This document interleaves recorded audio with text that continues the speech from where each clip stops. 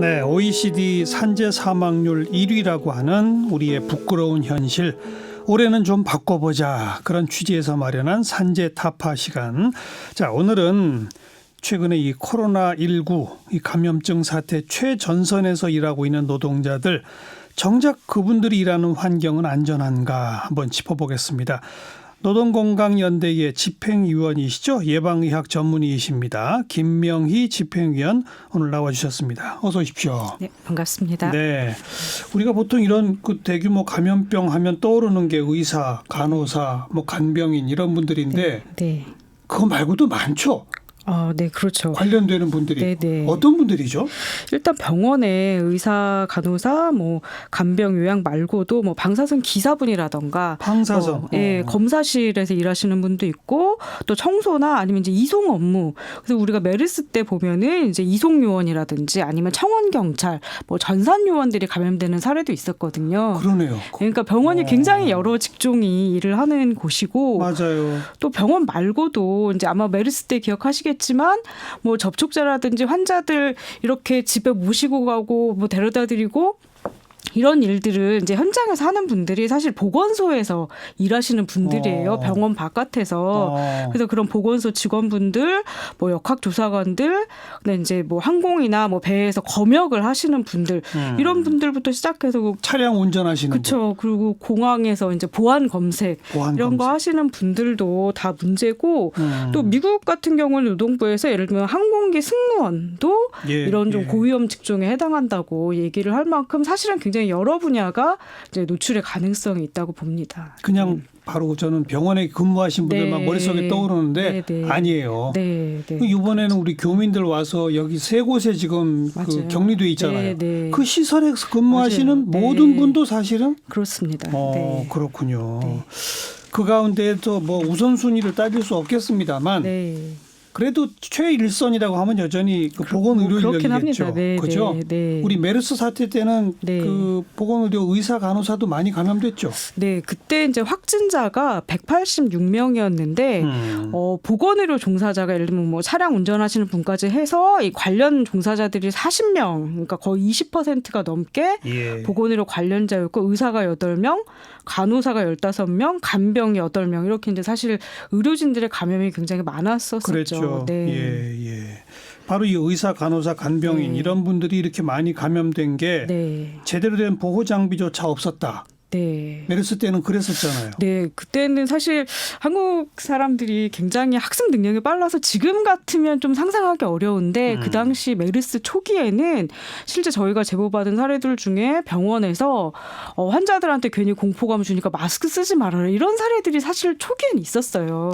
환자들한테 공포감을 주니까 마스크 쓰지 마라. 예, 진짜 지금으로선 말도 안 되는데 이제 그때는 사실 잘 모르던 상태였고 또 정보가 소통되지 않는 상태에서 이제 그러다 보니까 교육도 안 되고 또 막 급하게 준비를 하다 보니까 이게 마스크가 잘 맞아야 피팅이 잘 돼야 되는데 이제 피팅 점검도 잘 안 하고 또 교육도 제대로 못해서 저희가 만났던 분 중에는 이제 유행이 좀 잠잠해졌을 때 본격적으로 우리는 교육을 받았다 이렇게 얘기하시는 분들이 있을 만큼 유행이 최고조일 때까지는 교육 못 너무 받았고 너무 급하게 막 돌아갔으니까요. 그래서 그런 일들이 이제 실제로 있었고 그러다 보니까 초기에 이제 감염이 병원 노동자들의 감염들이 계속 이제 있었던 것 같습니다. 그리고 이렇게 교육도 안 되고 허겁지겁 했다는 얘기는 시스템이 부재했다는 거죠, 그때. 그렇죠. 이게 사실 많은 분들이 병원에서 이런 감염 문제하면 의사 간호사들이 뭐 장갑 잘 끼고 마스크 쓰고 막 되게 우주복 같은 그런 옷을 입고 이런 것들이 굉장히 중요하다고 생각하시는데 실제로는 이런 보건의료 환경에서의 감염 예방이나 관리의 1순위는 개인 보호구가 아니라 행정이에요, 행정. 그래서 이게 체계를 잘 만드는 거죠. 예를 들면 뭐 밖에 선별 진료소 만들고 뭐 환자 동선 노선들을 분리하고 예. 자원을 어떻게 동원하고 예, 뭐 예. 대기 공간을 어떻게 하고 그래서 1순위가 사실은 행정이고요. 그럼 2순위는 환기나 뭐 소독, 청소 이런 것들 환경공학적 관리를 하는 게 2순위고 사실 개인보호는 3순위예요. 1순위, 2순위가 제대로 되지 않으면 3순위가 작동할 수 없는 건데 그 당시에는 그런 체계 없이 일단 막 보호고 그것도 교육도 제대로 못하고 예. 이런 문제가 예. 있었던 것 같습니다. 다시 이건 좀 정리해야 되겠네요. 1순위는 네. 체계다. 네. 예를 들면 어느 비행기 타고 오는 사람들은 어느 경로를 통해서 어디로 간다라는 그렇죠. 이런 시스템. 네. 예를 들자면 그런 거 아니겠어요? 네. 두 번째는 환경공학적 관리다. 그렇죠. 분리해야죠. 그런 식으로 네. 어느 비행기 타고 온 사람은 어느 경로를 어떻게 하면 그 경로에는 다음에 소독약이 어떻게 한다, 네. 뭐 환기 시스템 어떻게 이게 있어야죠. 네. 없으면 따로 분리해봤자 소용없으니까. 그렇죠. 마지막 세 번째가 거기 근무하는 직원들 그렇죠. 보호 장비 차라. 네. 야, 이건 너무 정확한 말씀이네요. 네. 아니, 제 말이 아니라 네. 실제 많은 논문이나 교과서에 다 나오는 일반적인 원칙이에요. 그런데 그때는 몰랐다는 거 아니에요? 네, 그때는 이제 그런 것들이 그때 잘 문제를 좀 정리해 보호하지 봅시다. 않았죠. 그러면 일단 그때는 이제 보건의료 기관이 사실은 오히려 전파에 이게 핵심 역할을 했던 거였는데 특히 삼성병원. 그렇죠. 근데 초기에 이제 정부가 이 정보들을 굉장히 투명하게 공개를 하지 않았고 예. 또 이제 삼성병원 워낙 뭐 전문가니까 심지어 당시에 원장님이 감염내과 전공을 하신 분이었고 너무나 잘하겠지 이랬는데 그러니까 이제 맡겨놨던 거죠. 근데 다들 이제 경험이 없었던 문제였고 특히 이제 제가 가장 심각하다고 생각하는 거는 이제 감염이 벌어지는 그 현장 병원이 사실은 위험한 공간이었는데 예. 거기서 일하는 노동자의 안전보건 문제로는 전혀 바라보지 않았어요. 예. 거기서 일하는 환자 거기 뭐 입원한 다른 환자들 뭐 응급실의 환자 동선, 뭐 보호자 이런 생각들은 하면서도 네. 정작 이 공간이 일하는 사람들의 노동의 공간이라는 개념들이 잘 없었기 때문에 어떤 체계를 만들거나 대책을 세우는데도 노동자 안전보건이라는 이슈들이 사실을 잘 결합하지 못했던 것 네. 그런 것들이 좀 핵심이라고 생각을 합니다. 이번 그 코로나19 관련 지침에는 네. 그 관련 노동자 안전보건 문제가 좀 들어있나요? 그러니까 노동부에서 만들어놓은 지침에는 보건의료 쪽은 뭐 더 열심히 해라. 그다음에 뭐 청원 경찰부터 시작해서 여러 관련자들 다 챙기라 이런 얘기는 있지만 예.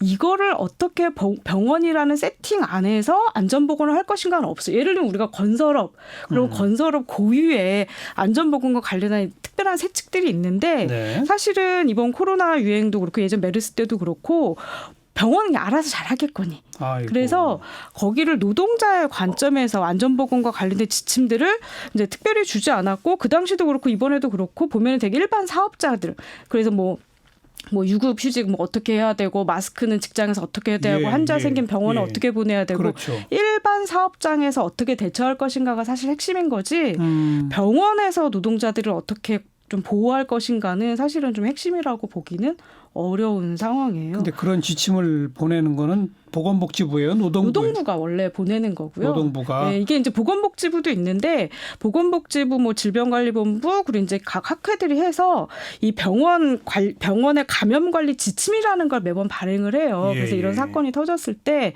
그리고 평소에도 이제 관리 지침들이 있는데 그 보면은 병원 감염과 관련된 위원회가 구성이 되도록 돼 있는데 그 안에 예를 들면 노동자 대표나 뭐 산업보건위원회가 원래 있어야 되거든요. 근데 그런 것들이 이제 안 들어가요. 그 자리가 아예 없어요. 예. 그러니까 이제 그걸 상시적으로 꼭 코로나 아니더라도 병원 감염을 관리하는 관점이 노동자 보호의 관점은 그러니까 아예 없다 이렇게 봐도 될 것 같습니다. 알겠습니다. 네. 그나저나 메르스 때 그렇게 많은 의료인들이 네. 감염이 됐는데 네. 산업재해잖아요. 그렇죠. 산업재해로 인정 다 됐나요? 안 됐죠. 안 안 됐어요? 되니까. 네, 안 됐으니까 이제 제가. 왜 안 네. 됐죠? 그때 어떻게 됐죠? 그러니까 이게 일단은 좀 하나 짚고 넘어가야 될 거는 예. 메르스 유행이니까 당연히 메르스 진단 받은 분들이 산재가 돼야 될 건 마땅할 뿐만이 아니라 네. 사실은 메르스나 이런 다른 문제와 관련해서 하다가 뭐 과로도 생길 수가 있고 뭐 환자를 옮기다 다칠 수도 있고 사실 여러 가지 문제들이 있거든요. 특히 이제 과로 같은 경우 심각한 문제인데 예. 그런 것들도 사실은 다 산업재해로 다뤄져야 돼요. 그렇죠. 그게 이제 뭐 ILO 국제노동기구나 세계보건기구가 같이 이제 조사해서 내오는 권고안인데 예. 그거까지는 가지도 못했을 뿐만이 아니라 심지어 메르스를 걸린 사람들도 이제 인정을 받지 못한 거예요. 그래서 저희가 이제 최근까지 다시 이제 한정혜 의원실을 통해서 자료를 확인했더니 네. 당시 한 40여 명이 이제 감염이 됐다고 했는데 산재를 신청하신 분이 11건, 그 다음에 그 중에 7건만이 승인이 됐어요. 이 나머지 4건은 이제 본인이 의심돼서 했는데 나중에 음성 판정이 나와가지고 본인이 철회를 해서 결국에는 이제 최종적으로 7명. 잠깐만요. 네. 그러니까 산업재해 신청이 11건인데 그중에 4건은 메르스 걸린 게 아니라서 철회했다. 네. 그건 빼고 네. 그나마 메르스 걸린 7명은 신청해서 다 승인됐다는 거네. 네. 더 중요한 건 그러면 40명이나 감염됐는데 왜 11명밖에 신청을 안 했느냐. 그렇죠, 엄격히 말하면 11명이 아니죠. 걸린 사람 비중으로 따지면 40명 가운데 왜 7명만 신청했느냐. 네. 왜 그랬죠? 그러니까 이게 또 심지어 신청하신 분들 중에 이제 정작 제일 많이 감염이 됐던 의사나 간호사는 없어요. 없어요? 예. 아까 의사 간호사가 합해 보니까 무려 23명인데 예, 한 분도 없고 한 명도 신청 안 했어요? 예, 간호조무사, 간병인, 뭐 구급차 이송료 이런 분들이시거든요. 왜 안 한 걸까요? 그래서 저희는 못한 건가요? 안 한 건가요? 그러니까 다 섞여 있는데 아마도 이제 못했을 거라고 저희 생각을 하는데 이제 3가지 정도를 일단은 특히 이제 의사들이 아마 그런 생각을 해서 가능성이 높은데 뭐 예. 간호사도 마찬가지고 당시에도 메르스 유행 당시에 이게 굉장히 헌신하는 전문가 이게 노동자가 아니라 그런 이미지가 강해서 뭐 간호사 탈진에 쓰러지는데 막 잔다르크라고 표현을 하면서 맞아요. 사실 안전하게 일하고 보호받아야 될 노동자였는데 이런 식으로 표현을 하면 사실은 노동자 스스로도 이거를 가지고 무슨 산재를 신청한다 이런 생각을 저 같아도 못할 것 같아요. 네. 그러네요. 네, 그리고 이제 사실은 또 병원이라는 조직이 뭐 그동안에 뭐 병원 안에서 폭력 사건 이런 거 많이 보도가 됐지만 굉장히 좀 위계가 강한 조직이고 권위주의적이다 보니까 아마도 이렇게 산재를 신청하는 것이 뭔가 좀 트러블 메이커 이렇게 이제 분위기상 누가 공식적으로 말하지 않아도 이제 이런 부분들이 이제 문화적인 요인들이 있고 저는 또 이제 3번째 요인이 중요할 거라고 생각을 하는데 우리가 병원을 자주 이용한다고 건강보험료를 더 많이 내진 않잖아요. 네. 소득에 비례해서 내는데 산재보험은 제가 위반을 많이 하거나 산재보험을 많이 청구를 하면 우리 사업장 노동자들이 그 사업체가 보험료가 올라가게 되는 구조예요. 그렇죠. 그게 이제 사실 원래는 보호를 위해서 그러니까 예방 잘 해라인데 현실에서는 이제 이걸 은폐하는 수단으로 이제 쓰고 있고 산업재해 통계를 낮추려고. 그렇죠. 네. 그래서 사실 이제 2016년도 말에 그 언론 자료를 제가 찾아보니까 삼성병원이 이제 고용노동부한테 2번이나 이제 행정지적을 당했더라고요. 왜냐하면 산재가 어쨌든 발생했으니 조사표를 내야 되거든요. 네. 근데 그걸 안 내가지고 이제 과태료 3천만 원 부과됐다. 이런 기사를 제가 찾을 알겠습니다. 수가 있었어요. 네. 제일 큰 거는 의사와 네. 간호사는 스스로가 노동자가 아니라고 인식을 하나요? 그런 경향들이 특히 이제 의사들은 그런 경향들이 많이 있죠. 네. 자, 이것도 바뀌어야 되는데요. 그렇습니다. 네. 자, 메르스 때 교훈에 네. 비추어서 이번에는 좀 현장에서 달라진 분위기가 느껴지십니까? 어때요? 그러니까 사실 이제 지금 한창 이제 유행 중이라서 좀 말씀드리긴 조심스러운데요. 예.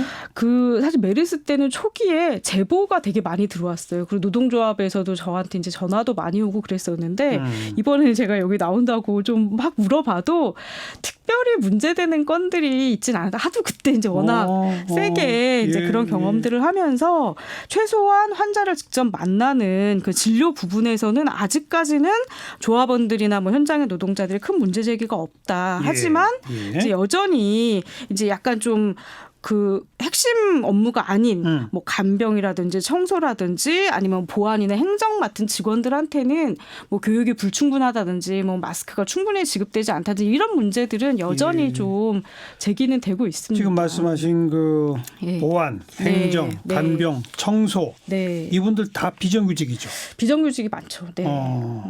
결국은 이 병원 또 감염병이 최일선에 일하는 노동자도 비정규직이 더 위험에 노출된다. 똑같네요, 상황은. 뭐 예를 들면 우리가 예전에 2016년에 경주에서 지진 났을 때 사망하신 분이 딱 한 분, 2분이 있었어요. 집이 무너지거나 이게 아니라 당시에 철로를 보수하던 비정규직 하청 노동자들이 그 철로 연착 그거를 이제 통보를 받지 못해가지고 보수 작업하시다. 사실 이제 그것도 일부러 뭐 구성을 했다기보다는 그 한국 사회에 만연한 비정규직 하청 노동자들의 예. 그 위험 구조가 이제 이런 계기를 통해서 이제 드러나는 게 아닐까 그렇게 그렇죠. 생각을 합니다. 그다음에 지금 공항 이런 데 근무하시는 분도 비정규직이 워낙 많고 그렇죠. 병원, 공항 이런 거 말고 아까 좀 뭐 처음에 쭉 짚어주셨습니다만 공중보건의 역학조사관이나 보건소 직원 등등 이분들 지금 보호가 되고 있나요? 그러니까 이분들은 사실 이제 가장 교육도 많이 받고 뭐 보호 장비도 착용하고 이렇게 하시는 분들이긴 한데 문제는 이분들이 지금 굉장히 과로해.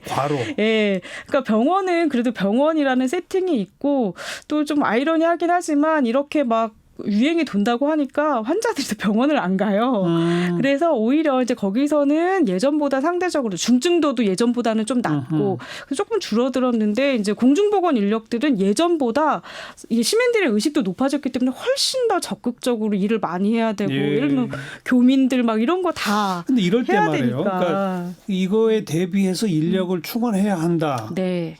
그 맞는 말씀인데 또 그 인력이 그러면 이런 일 안 터지면 뭐 할 일이 없는 거예요. 어떻게 해야 되는 거예요, 이거? 아니 근데 감염병이라는 게요. 평소에 뭐 식중독, 결핵 이런 공중보건이 사실 계속 일이 있고 계속 인력이 부족했어요. 근데 그 부족한 거 위에 최근에 이런 일이 터지면 더 심각해지는 거지. 평소에 그분이 놀고 있는 게 아니다. 예. 앞으로 이 전반적으로 모든 이런 이 우리 국민의 건강을 관리하기 위해서 애쓰시는 분들의 건강 이걸 지키기 위해서는 어떤 대책들을 좀 마련해 가야 할지 좀 정리해 봅시다. 네. 일단은 이런 뭐 굉장히 추상적인 얘기긴 하지만 이런 공중보건 현장이나 병원에서 일하시는 분들이 안전하게 일해야 된다라는 사회적 인식이 일단은 1차적으로 사람들이 동의가 돼야 될 거예요. 본인들 스스로도. 그게 있어야 될 것 같고. 아니 그분들이 아프면 누가 국민을 고쳐요. 그리고요. 그게 있어야 될 것 같고 이 부분에 노동부가 조금 더 적극적으로 좀 들어서야 된다고 저는 생각을 해요. 그래서 이게 그냥 병원이니까 어련히 알아서 잘하겠어가 아니라 노동부가 직접 나서서 보건복지부랑 같이 병원 노동자들, 공중보건 일선에 있는 분들을 어떻게 보호할지 조금 평소에 이게 지금 위기 상황에 갑자기 그걸 만들 수는 없는 일이기 때문에 이 상황이 정리가 되면 이걸 평가해서 그런 체계들을 만들고 알겠어요. 그래야 감염 문제에 노동부가 좀 적극적으로 나서라. 그래서 산재 신청 같은 것도 좀 당연히 할 수 있는 분위기를 만들어라 이거죠. 그리고 아까 초반부에 좀 지적해 주셨던 이런 병원 그 감염병 확산 때 무슨 그 지휘부 만들잖아요. 거기에 노동자 대표도 꼭 들어갈 수 있게끔 하는 요 시스템 개선도 필요할 것 같고요. 자, 저희가 이 산재 타파 금년부터 2주에 한 번씩 보내드리고 있는데 노동건강연대에서는 매달 이달의 기업 살인이라고 하는 걸 발표하신다고요? 이게 뭐예요?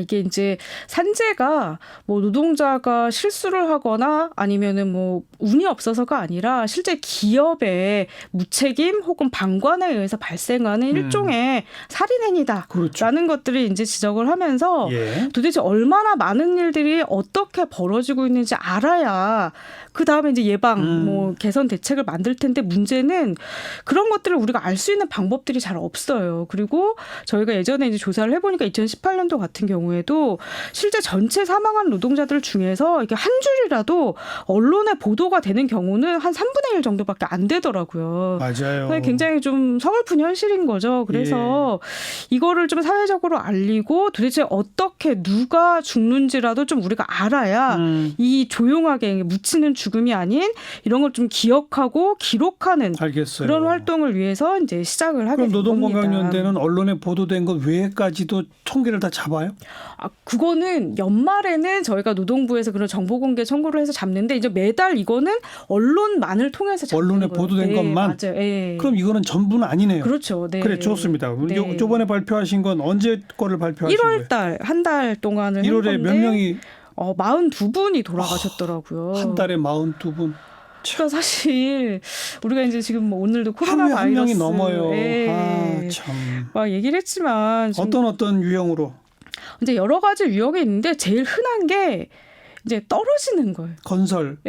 뭐 건설 현장이 대부분이고 사실 굉장히 소위 말하는 후진적인 떨어짐. 뭐 끼임, 화재 이렇게 돼서 이제 제일 많았고요. 네. 그다음에 좀 뭐 주목할 만한 사례로 뭐 17살 이제 청년도 아니죠. 사실 이제 미성년자인데 청소년 뭐 이런 사례들이 있었습니다. 뭐 반드시 적절한 비유라고 말할 수는 없습니다만 네.